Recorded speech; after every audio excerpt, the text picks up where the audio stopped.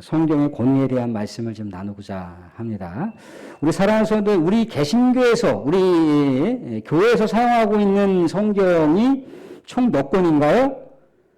구약 성경이 39권, 신약 성경이 27권. 그래서 총 몇 권이라고 하죠?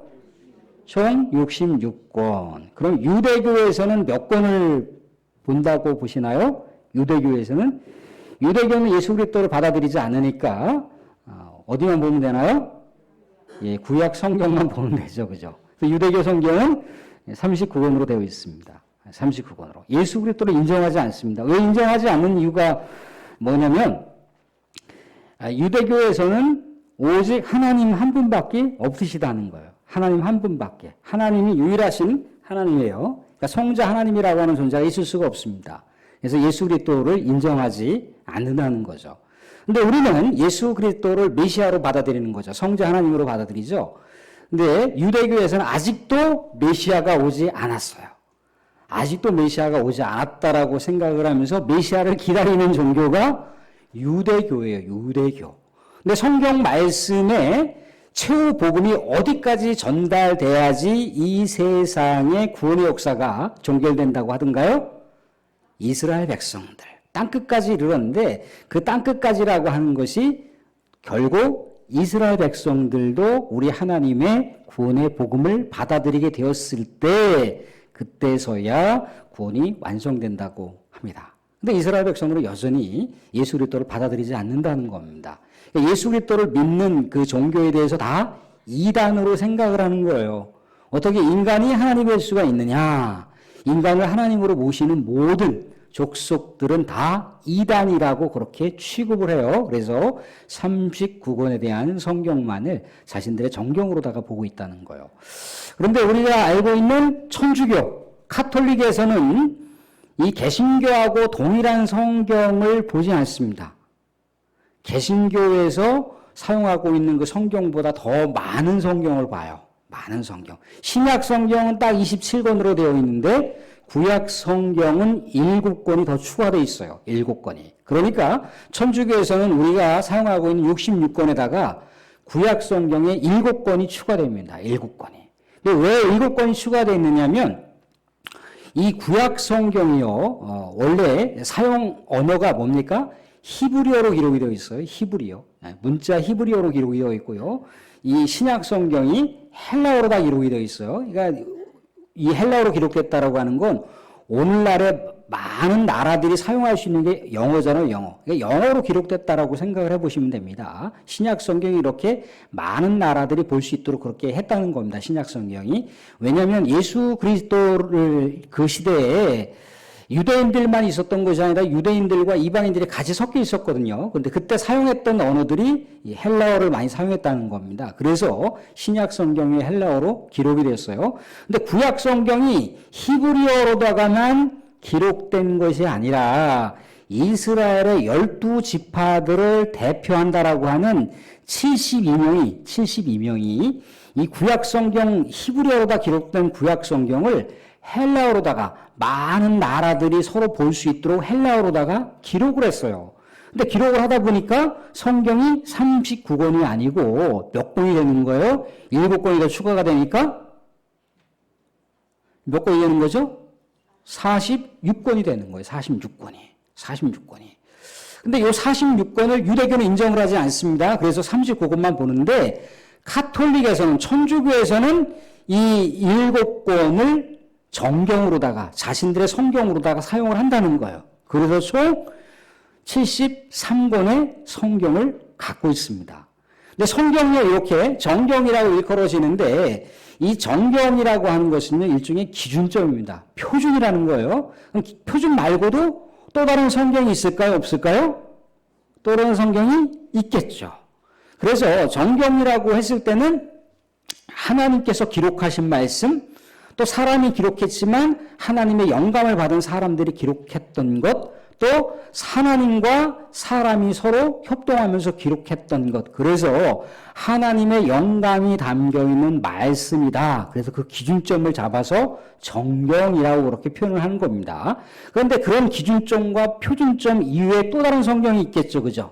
그 또 다른 성경인데 그 또 다른 성경도 읽을 만한 가치가 있어요. 충분하게 읽을 만한 가치가 있고 우리의 일상생활에 도움이 되는 그런 성경이지만 우리의 신앙생활의 기준점으로부터는 조금 벗어나는 하나님의 영광과는 조금 벗어나는 성경이 있어요. 그 성경이 외경이라고 하는 성경입니다. 외경이라고 하는 성경. 근데 이 외경이라고 하는 성경도요. 카톨릭 천주교에서는 제1정경은 아니지만 제2정경으로다가 그들은 사용을 한다는 거예요.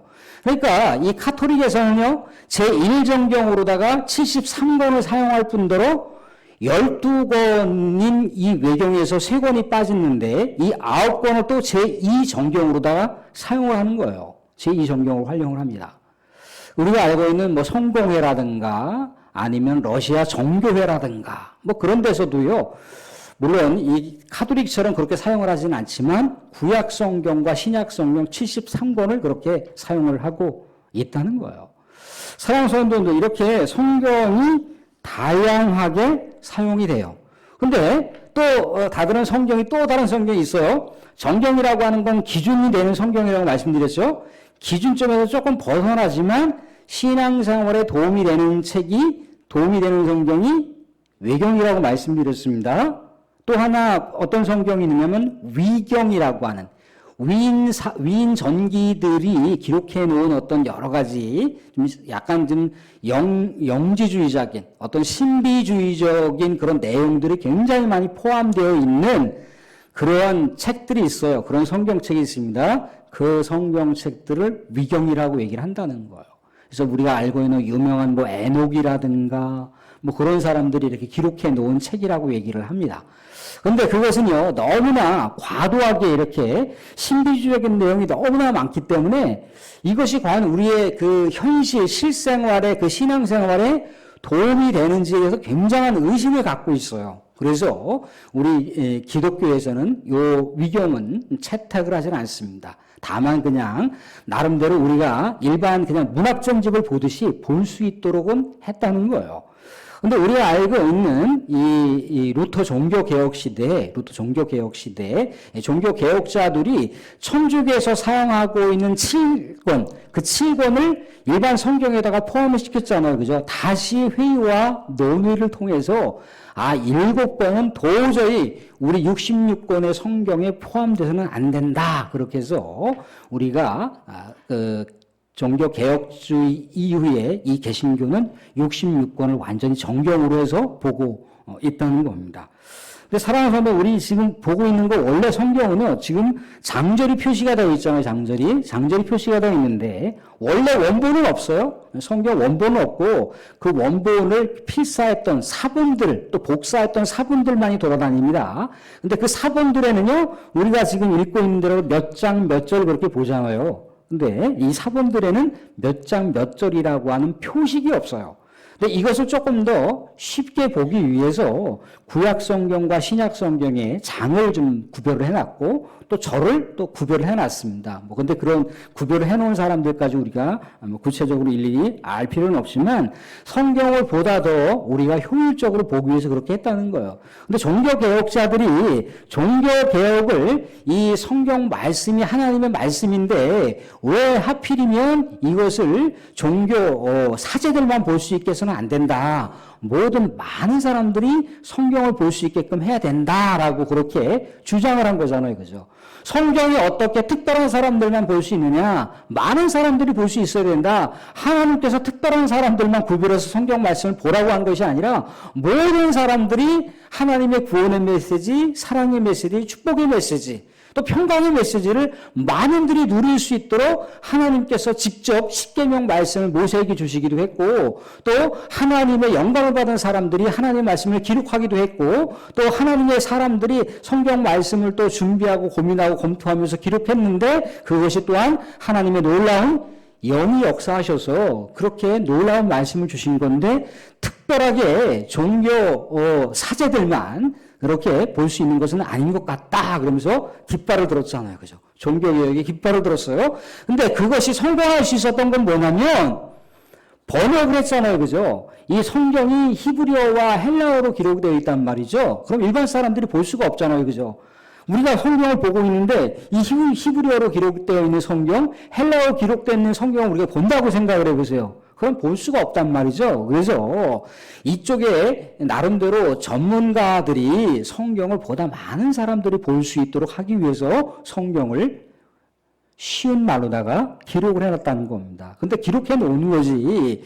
이게 가톨릭에서는 저 종교 개혁자 주들을 뭐라고 얘기하냐면 사입이라고 얘기한다는 거예요. 이단이라고 얘기한다는 거예요. 그래서 그 당시에 종교 개혁이 일어났을 당시에는 엄청나게 무시무시했습니다.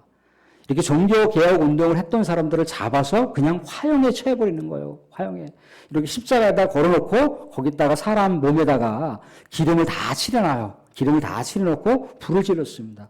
그렇게 수많은 종교 개혁자들이 이미 우리가 익히 들어봄직한 루터나 또 칼빈이나 그런 사람 이전에 수많은 사람들이 죽었다는 거예요. 그런데 루터와 칼빈이 이 종교개혁을 성공할 수 있었던 것은 그들이 번역해 놓은 성경, 수많은 글들을 인쇄할 수 있었던 거예요. 인쇄업이 그 당시에 발달했지 않습니까? 인쇄할 수가 있으니까 책 한 권만 겨우겨우 번역했던 것을 수백 권, 수천 권, 수만 권 많은 사람들이 쉽게 볼 수 있도록 그렇게 했다는 거예요.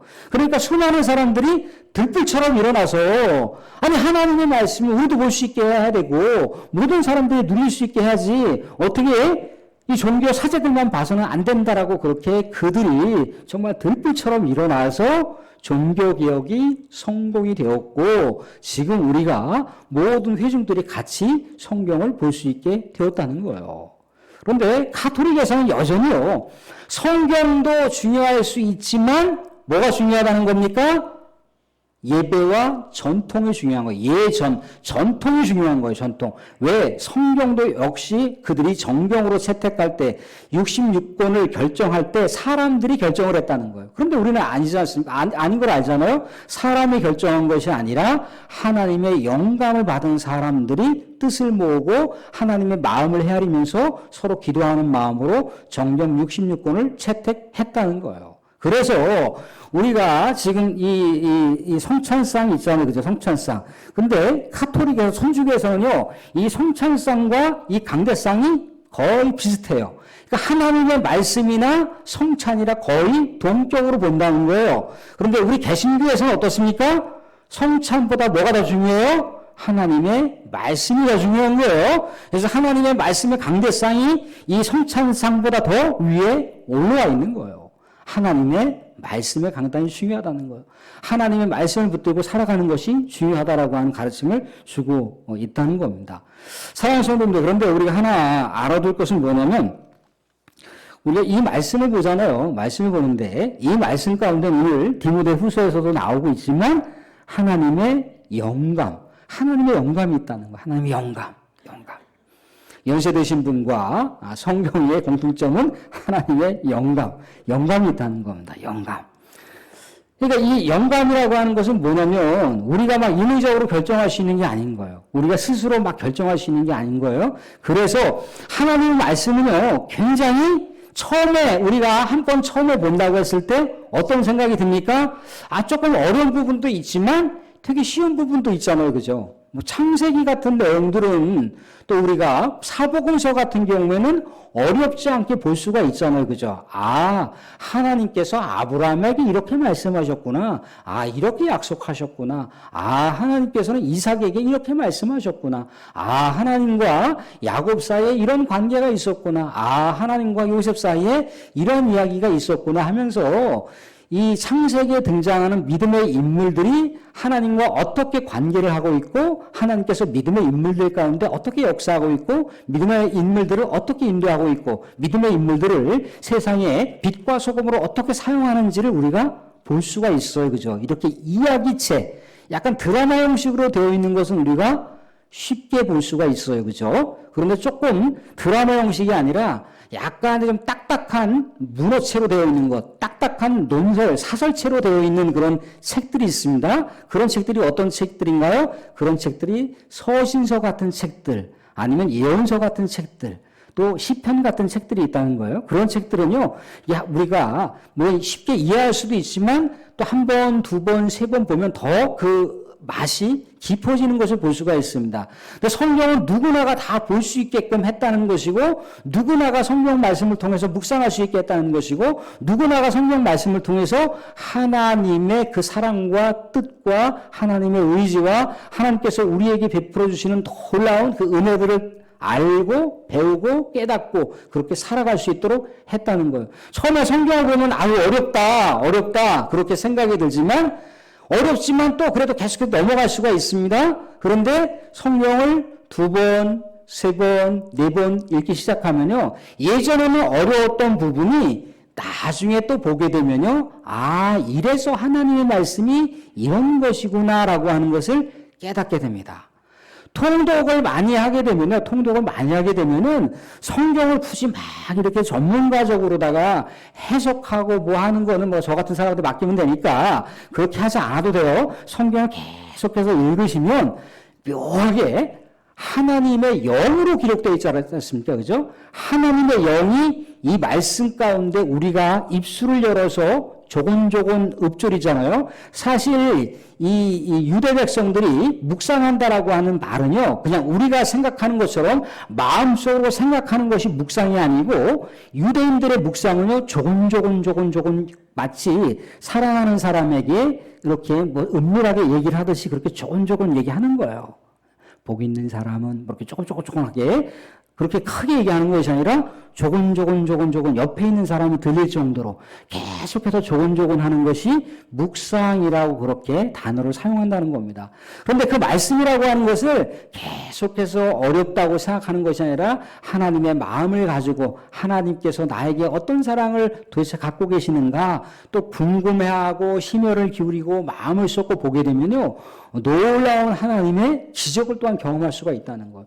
꼭 우리가 일상생활 속에서 기적을 경험하는 것뿐만 아니라 이 세상을 살아가는 참된 진리를 깨닫게 됐을 때 그것은 기적이라고 볼 수도 있다는 거예요. 그러면요, 자연스럽게 나중에는 이 말씀을 보게 되다 보면은 이사야가 이런 말씀을 하셨구나. 시편에서 이런 말씀을 하셨구나. 저렇게 복음서에서 이런 말씀을 하셨구나. 그렇게 알게 될 날이 있다는 겁니다. 사랑하는 성도, 우리 목소리만 들어보면은 눈을 다 감고 우리 구스기 권사님께서 우리 모든 직분자들이 다 눈을 감고 우리 구원사님이 오셔서 만약에 창세기 1장을 한번 여기서 읽으십시오. 그러면 우리 모두가 다 눈을 감았기 때문에 구스기 권사님께서 나와서 성경을 읽는지는 몰라요. 그런데 구스기 권사님의 독특한 음색이 있잖아요. 그죠? 독특한 음조가 있다는 겁니다. 독특한 억양이 있다는 거예요. 그것만 듣고도 저분은 구스기 권사구나라고 하는 걸 알 수가 있다는 겁니다. 우리 또한 김옥술 장로님은 우리가 다 눈을 감고 있는데 조용히 나와서 우리가 마태복음을 1장을 우리 장로님께서 읽으신다. 그러면 우리 모두는 눈을 감았기 때문에 누가 나와서 이렇게 성경 말씀을 읽는지 모르지만 김옥술 장로님이 마태복음 1장부터 쭉 읽으시면 아이고 김옥술 장로님이 나오셔서 말씀을 읽으신 거구나라고 하는 걸 알게 된다는 거예요. 이게 무슨 얘기냐면 나중에 우리가 이 성경 말씀을 많이 다독을 하시고 많이 청취를 하시게 되면은 이거는 창세기의 말씀이야. 이것은 복음서의 말씀이야. 저것은 예언서의 말씀이야. 저거는 제사에 대한 내용들이 많이 나오니까 저건 레위기의 말씀이야. 그런데 또 많이 우리가 또 보고 듣고 그러다면 저거는 마치 찬양 노래 가사 같아. 그러면 저거는 시편이구나라고 하는 걸 알게 된다는 거예요. 그러니까 성경 말씀을 막 이렇게 막 심혈을 기울여서 분석하고 쪼개고 그렇지 하지 않더라도 계속해서 꾸준히 하루에 2장, 3장, 4장 그렇게 읽어간다면 나중에는요 우리의 영안이 열려요. 영안이 열려서 이 강단에서 쏟아지는 여러 강사자들이나 목회자들이나 또 강연자들이 이렇게 말씀을 증거하지 않더라도 하나님의 말씀이 나에게 오늘 이 말씀을 붙들고 살라고 하는구나라고 하는 그런 은혜를 느끼게 된다는 거예요. 은혜를 느끼게 된다는 거예요. 복 있는 사람은 악인의 길을 쫓지 않고 오만한 자의 길을 가지 않고 어떻게 합니까? 오직 주야로 여호와의 말씀을 묵상하는 자로다. 그렇게 얘기하고 있어요. 묵상하는 자로다. 하나님의 말씀을 묵상하게 되면, 하나님의 말씀을 계속해서 읽게 되면, 하나님의 말씀을 계속해서 실천하게 되면, 아까 오전에서도 말씀을 드리긴 했지만, 우리가 우리 스스로 의지적으로 가는 그 길을, 우리 인생의 여정길을 의지적으로 가려고 그냥 마음만 갖는 건데, 하나님께서 우리의 생각 가운데 그 길로 가. 우리의 마음 가운데 하나님께서 그 길로 가야 구원의 길이 열리는 것이고, 그 길로 가야지 의의 길로 가는 것이고, 그 길로 가야 성도로서 영원한 진리의 길을 가는 것이야 라고 성령께서, 우리 하나님께서 우리 마음을 끌어당기신다는 거예요. 우리 생각을 그렇게 조명하신다는 거예요. 그래서 우리가 성경을 볼 때 계속해서 꾸준히 읽으시되, 성경을 읽을 때 항상 어떤 마음으로? 기도하는 마음으로.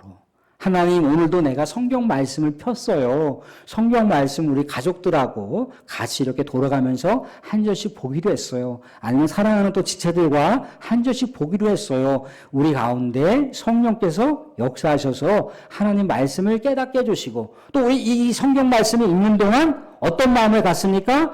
하나님을 향한 간절한 기도의 마음을 갖고 있는다는 거예요. 그죠? 굳이 우리가 하나님 이렇게 해주십시오. 저렇게 해주십시오. 이렇게 되길 원합니다. 저렇게 되길 원합니다라고 우리가 또 따로 이렇게 별도로 구별해서 하나님과 교제하는 시간을 또 우리가 가질 수 있지만, 성경 말씀을 보면서도 자녀를 향한 그런 애타는 마음이 있을 수 있지 않습니까? 그죠? 또 부모를 향한 애타는 마음이 있을 수 있어요. 또한 남편을 향한 애타는 마음이 있을 수 있고, 아내를 향한 애타는 마음이 있을 수 있고, 직장과 또 한국교회와 또 세계 선교를 향한 간절한 또 소망과 기대가 있을 수 있다는 겁니다. 그러면 그 말씀이 번쩍이면서 마치 성령의 강력한 불이 임재해서 내 말씀으로 갑자기 확 그렇게 놀라운 역사가 임한다는 겁니다. 그러면 그 말씀이 반드시 내 삶의 자리 가운데 성취하게 돼 있다는 거예요. 그래서 우리가 말씀을 보실 때 하나님의 영이 역사하게 해달라고, 이 말씀을 깨닫게 해달라고 우리가 기도하고, 또 하나님 내가 마음속으로 소원합니다 라고 했을 때 하나님께서 뭐라고 얘기합니까? 시편 37편을 보시면 내 마음의 소망만 하더라도, 내 마음에서 소원을 품은 것도 하나님께서 일일이 다 성취시켜 주신다라고 얘기를 하고 있다는 겁니다. 사랑하는 성도들, 우리 하나님의 말씀 뭐예요? 생명의 빛이에요. 생명의 빛. 우리가 우리 하나님의 말씀이 있는데 내가 무엇을 두려워하리요? 우리 하나님의 생명의 빛의 말씀이 있는데 내가 무엇을 무서워하리요? 시편 27편에 그렇게 기록되어 있지 않습니까? 사랑하는 성도님들, 오늘 디모데후서 3장 16절 17절 같이 다시 한번 읽어보도록 하겠습니다. 디모데후서 3장 16절 17절 피셨나요? 같이 한번 읽어보겠습니다. 디모데후서 3장 16절 17절 같이 시작. 성경은 하나님의 감동으로 된 것으로 교훈과 책망과 바르게 함과 의로 교육하기에 유익하니, 이는 하나님의 사람으로 온전하게 하며 모든 선한 일을 행할 능력을 갖추게 하려 함이라. 능력이 있다는 거예요. 능력. 하나님은요, 이미 성경 말씀을 통해서 하나님의 계시의 뜻을 다 기록하고 있어요. 물론 이 광대하신 하나님을 성경 안에 가둘 수는 없습니다. 물론 하나님의 놀라운 임재와 능력은요, 이 성경 안에서뿐만 아니라 성경 밖에서도 얼마든지 하나님의 위대한 역사는 펼쳐질 수가 있어요. 그런데 우리 종교개혁의 그 선두주자격인 칼빈이 뭐라고 얘기했느냐면, 하나님의 위대한 계시의 역사는 우리 사람이 이 성경 말씀을 통해서도 발견하기에 벅차다라고 얘기를 하고 있습니다. 하나님의 그 뜻과 하나님의 의지와 하나님의 사랑과 하나님의 구원과 하나님의 모든 섭리의 계획표가 이 성경 가운데 담겨 있고, 이 성경 말씀으로도 우리 사람은 충분하다는 거예요. 그렇기 때문에 우리가 어떤 성경 말씀 이외에 특별한 어떤 계시를, 저쪽 무슨 산에 가서 계시 그런 거 안 들어도 돼요. 하나님 말씀이 있어요. 하나님 말씀. 이미 다 하나님께서 말씀하셨어요. 성경에 40명이 넘는 그 기자를 통해서, 기록자를 통해서 하나님께서 이미 뜻하시는 그런 바들의 내용들을 다 기록하고 있다는 거예요. 그러니까 성경 말씀이 우리 인생의 길라잡이에요. 우리 인생의 이정표입니다. 우리 인생의 내비게이션. 우리가 모르는 길을 갔을 때 내비게이션만 딱 찍고 가면 불안하지 않게 그 길을 유리하게 갈 수가 있잖아요. 초행길도 내비게이션만 키면 갈 수가 있지 않습니까? 그런 것처럼 우리가 한치 앞도 내다볼 수 없는 내일이고 미래지만 우리는 하나님의 백성이라고 하는 것이고 하나님의 주권이 우리를 인도하신다라고 하는 것이고 하나님께서 하나님의 그 모든 그 뜻과 의지와 인생의 여정길을 갈 수 있는 나침판인 말씀을 주셨기 때문에 우리가 우리 하나님의 말씀을 붙들고 간다면 이 말씀 가운데 하나님께서 역사하시고 능력으로 임하셔서 우리의 삶을 하나님께서 온전하게 빛과 소금이 될 수 있는 위대한 하나님의 사람으로 인도하시고 빚어주신다는 거예요. 사랑하는 성도, 우리 올해 2022년 더 말씀을 친숙하게 하시고 가까이 하시고 더 많이 묵상하시고 더 많이 하나님 말씀을 또 경청하시고 또 읽으시고 그러셔서 보다 더 하나님과 친밀한 교제 속에 하나님의 뜻을 우리가 더 많이 분별하고 이 세상 가운데 영적인 충만한 말씀의 사람으로 우리 하나님의 사랑과 축복을 듬뿍 받을 수 있는 하나님께서 우리의 인생의 여정길을 어떻게 또 인도해 가시는지를 또 헤아릴 수 있는 그런 말씀의 사람이 될 수 있기를 주님으로 축원드립니다.